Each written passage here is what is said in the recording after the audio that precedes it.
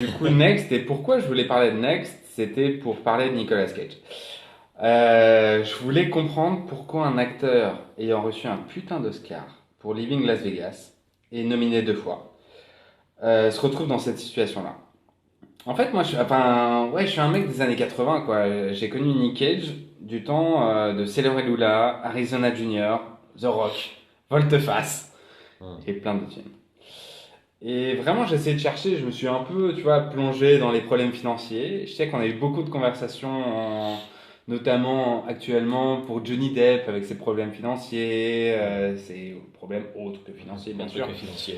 Bien sûr, par exemple, ouais, voilà, Nick Cage, en 2009, il a dû éponger des dettes qui représentaient à l'époque 14 millions de dollars. C'est grave beaucoup. Donc je comprends pourquoi il a signé deux trois rôles un peu pourraves comme Ghost Rider, comme Next et d'autres. Mais tu vois toute sa filmographie après, tu comprends pas. Hmm. J'ai regardé des tonnes d'articles. Le mec est un obsessif compulsif, tu vois. Il a des dépenses de malade. Il a des maisons où genre il a acheté la maison la plus hantée du monde qui se trouve à la Nouvelle-Orléans. Tu vois. Par exemple. Voilà, voilà. Il a acheté une pieuvre à un demi-million de dollars.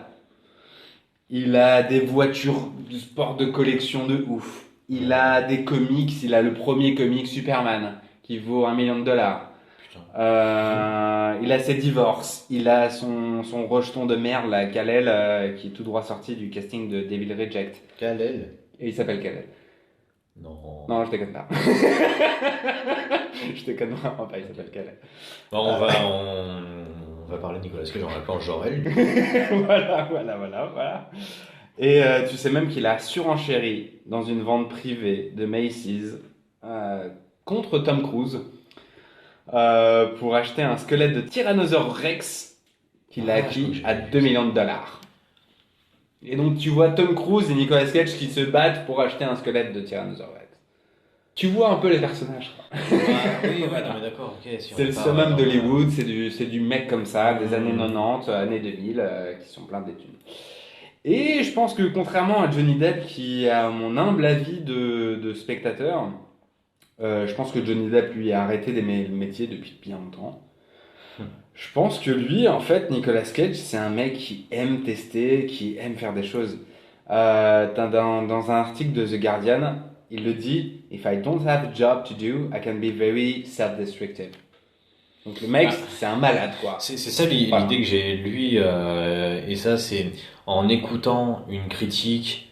Je crois que bon, c'est pour rendre à César ce qui leur appartient, mais en écoutant une critique du podcast No Ciné sur un des derniers films de Nicolas Cage qui est un petit peu fait parler de lui, qui s'appelait Mandy, Mhm. qui est réalisé Ouais, par Panos Cosmatos, tout à fait. fils de George P. Cosmatos. Ouais. Bref.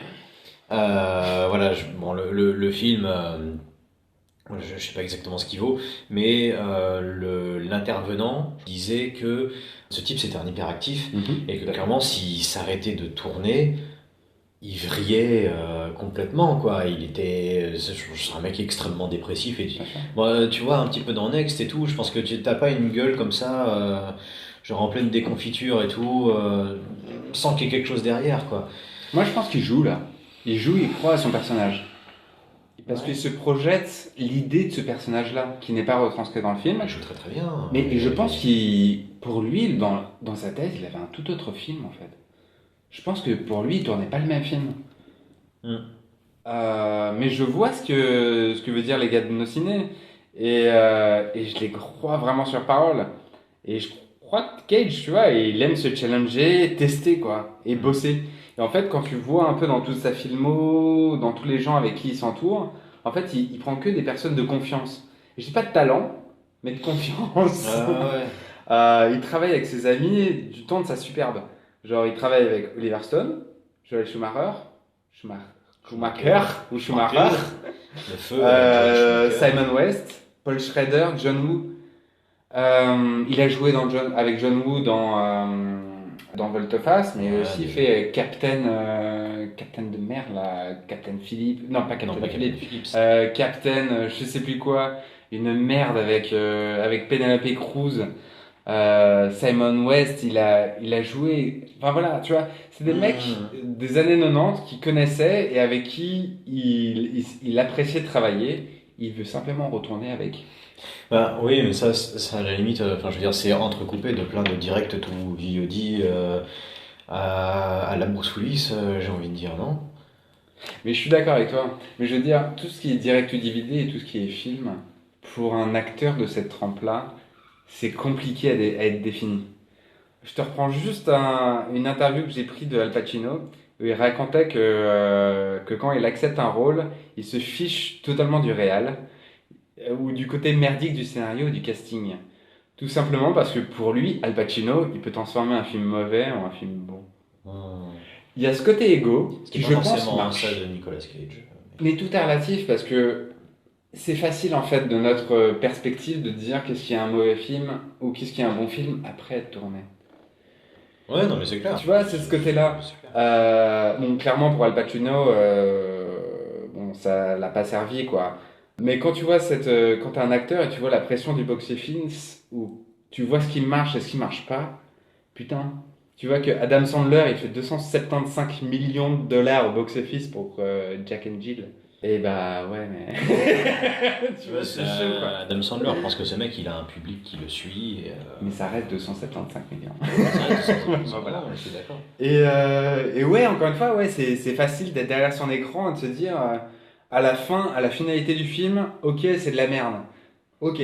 Mais dans le stade embryonnaire d'un projet, tu te dis, ok, d'accord, et je suis une putain de star, quoi.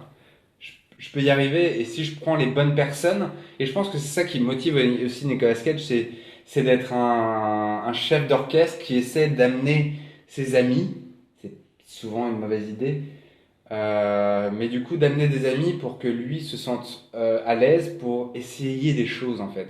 Et c'est ça qui est important, je pense que Nicolas Cage, moi si je m'arrêterai pas à tous les films de merde qu'il a fait, parce que c'est juste un mec qui essaye, il essaye encore, il a juste envie de jouer, parce qu'il y a que ça dans sa vie quoi. Hmm. C'est pas son fils, il lui parle plus, sa femme, elle en a sa cinquième, il a Son plus de fric. tyrannosaure, Il est voilà, plus là. il s'en sert plus. Voilà. il est- C'est juste un Voilà. mec qui a besoin de ça, et c'est important parce que du coup, tu te dis, au pire, t'as un mauvais film, et au mieux, t'as un acteur d'une nouvelle génération qui se dit, bon, bah, je ferai pas comme ça.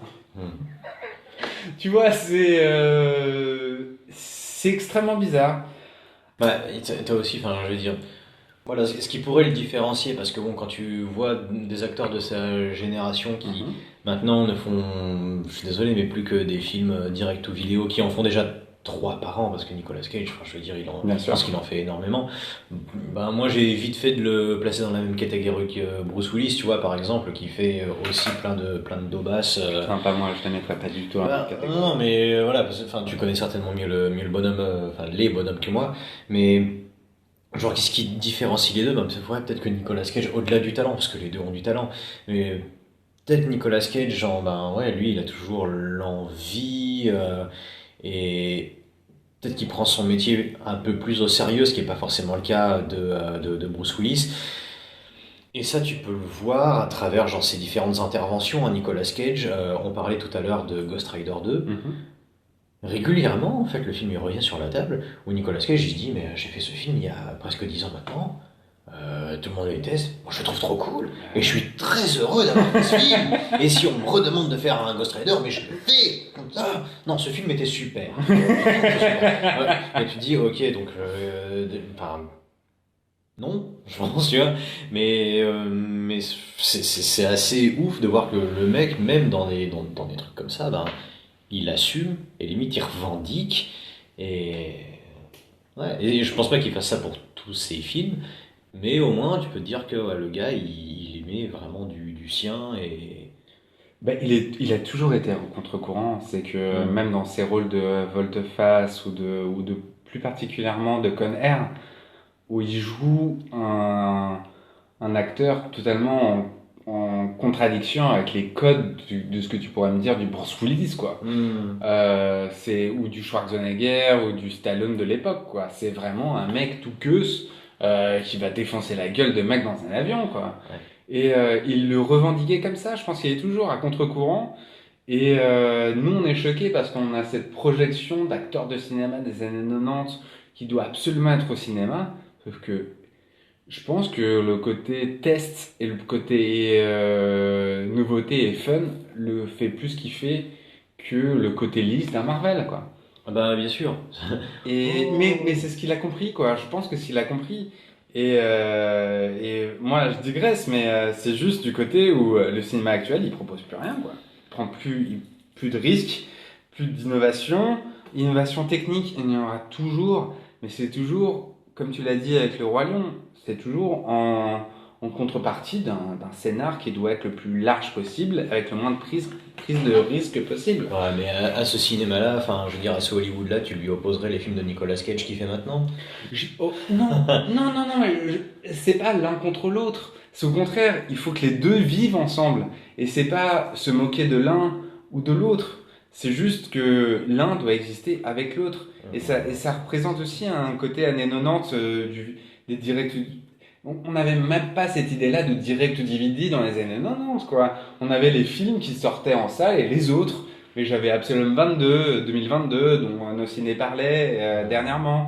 J'avais aussi Die Hard, mais je les mettais pas l'un contre l'autre. Non, au contraire, c'était deux côtés fun. Mais maintenant, c'est plus le cas. C'est juste, je veux vous baiser tous ensemble la dans le série B, cinéma. juste la série B. On peut les catégoriser en série B. Pourquoi pas? Ça dit sans aucun mépris, mais on parlait de Next. Bon, moi, j'ai pas grandi dans cette culture années 90 et tout, avec de la série B et tout. Ok, très très bien. Next, pour moi, enfin, je le prendrais plus comme un film de série B, tu vois, comme un plaisir Ouais, un ouais. peu coupable, avec quelques petites idées rigolotes derrière, ratées. Je dis pas que toutes les séries B sont comme ça, Ouais. non, absolument pas, tu vois, genre il y a des trucs extraordinaires dans la série B, ce qui est pas le cas genre pour Next, mais tu vois, genre ouais, de ce genre de plaisir un petit peu coupable Next, mais qui sont pas complètement pourris, tu vois. Genre des trucs qui sont ratés, mais où il y a des choses sympas à retirer derrière, tu vois. Bah, c'est ça, c'est que, en fait, Next, je le mettrais, enfin, et elle est Je le présente mettrais dans dans la cette, filmo de Nick Cage, il n'y a aucun problème. C'est juste, c'est un film raté, c'est un blockbuster pour moi raté, dans son imaginerie de blockbuster. Ah C'est oui, que ça ça, fait du oui. fric, et que c'est lisse à souhait. Hmm. Et que je ne préfère pas les films de Nick Cage maintenant, mais je préfère ce qu'il donne. C'est de l'envie, et c'est du sourire, et c'est un mec sur la corde raide qui va à droite, à gauche, avec le vent qui le pousse à droite, à gauche, il essaye à chaque fois. Et peu importe s'il se plante, c'est pas grave, t'en as un autre direct DVD. En fait, rien n'est grave dans la vie, au moins lui il s'amuse à faire son art. Bah, Toi, c'est plus un mime tout ce qu'on qu'un acteur maintenant. c'est tout ce qu'on peut lui souhaiter, je pense, de s'amuser. Mais voilà, enfin, il a cette image de mec complètement has-been, Nicolas Cage, qui fait plein de direct-to-vidéo, de films qui, voilà, pas forcément toujours hyper intéressants, mais une fois de temps en temps, il y a un truc qui ressort. Genre dans tous les trucs qu'il fait, une fois de temps en temps, il y a un Joe ou un Mandy, un film qui le met en vedette, enfin, qui casse, hein, genre le premier qui casse, on est 2 ans après Next, Hmm. il commençait à virer là-dedans, qui casse, il était excellent dedans. Et son rôle était plutôt chouette. Mais voilà, un Joe ou un Mandy qui vient et qui nous rappelle que Nicolas Cage est toujours là et qu'il est toujours capable de faire des trucs cool. Mais je vois ce que tu veux dire, sauf que enfin, je vais être méchant, je vais pas comprendre en fait la finalité. C'est que un bon film comme Joe, c'est un putain de film. J'ai adoré ce film.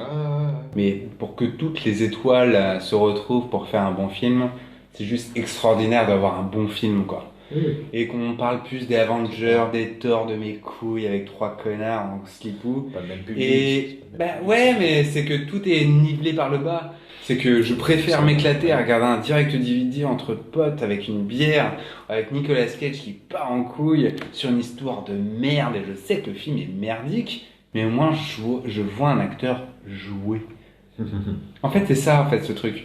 Et ce qui me pousse à vraiment à réfléchir sur Sur le rôle du film et le rôle de l'acteur. Et je pense qu'il faut vraiment dissocier les deux.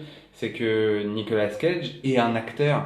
Arrêtez de penser qu'un acteur prend sur ses épaules tout un film. C'est Ah, un bah, orchestre c'est sûr. qui joue avec 700 personnes autour de lui, quoi. Donc non, un bon film, c'est extrêmement rare, c'est des pépites, c'est la comète d'Halley, c'est extrêmement dur à faire, quoi. Et juste simplement voir un acteur qui s'éclate avec des gamins comme des High School Musical, moi ça me fait kiffer. Et je suis content de voir un mec comme ça s'éclater. Je m'en fous s'il est pas dans des super productions, je m'en carre. Et encore plus, j'aimerais encore plus dire ça, de dire que qu'il y ait plus. Je veux pas le voir en vieux tata, vieux papa du prochain Superman de mes couilles. Parce que c'est son rêve de jouer un Superman. Même si ça me ferait kiffer, j'ai pas envie de le voir. Je préfère qu'il s'éclate à faire des courts-métrages pour D'autant direct qu'il a, DVD, quoi. d'autant qu'il a déjà fait le papa dans Kick-Ass. Voilà. Donc, Mhm. Mais non, ça me fait pas kiffer. Et l'ego de cette époque, ce côté années 90, que moi j'avais jamais vraiment cru, mais en fait elle se reflète et comme ce pourrait être un Tom Cruise dans un autre niveau où ce mec-là a un génie incroyable, je parle de Tom Cruise, qui arrive à contrôler, là pour le coup, c'est une personne qui contrôle entièrement toute son équipe et toute sa production. On l'a vu récemment avec les coups de gueule qui passaient. Tout à fait. Ouais. Et en fait, c'est des mecs qui repoussent petit à petit leur extinction, quoi. Et dans un Hollywood dont mon imaginaire de gamin n'existe plus.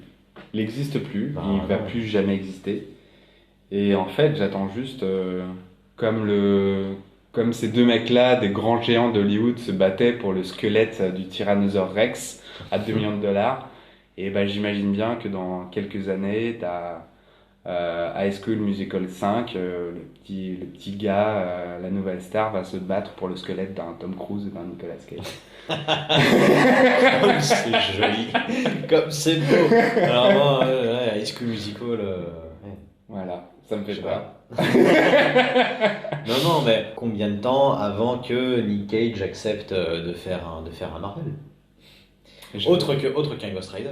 Bah, tant que ça sera des films aussi merdiques que ça, je pense qu'il l'acceptera pas. Kurt Russell, y aller, Michael Douglas, et aller. Mais ils avaient rien fait l'autre. depuis des années, alors que Nick Cage, il tourne 5 films par an, quoi. Oui, c'est vrai. Bah, du coup, c'est tout pour. C'est tout pour moi. C'est tout pour toi avec Nicolas Cage Next. Ouais.